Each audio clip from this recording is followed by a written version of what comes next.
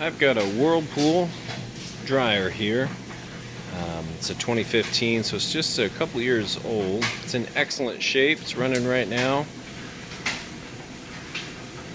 And it has been thoroughly worked through, thoroughly cleaned out inside and out, and it is ready to rock. Still in like new condition and works like new.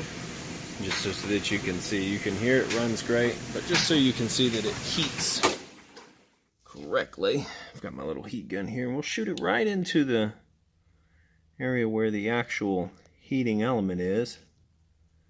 You can see it's about 240 degrees in there, and if we check the inside temperature of about 97 degrees, 100 degrees inside, of course where the heating element is, it's much hotter than the outside. It's kind of chilly out here, so 68. So there you go, you can see that it's running great. I've got a full load of clothes in here, so we'll let that finish drying.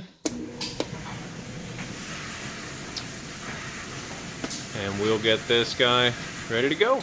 Thanks.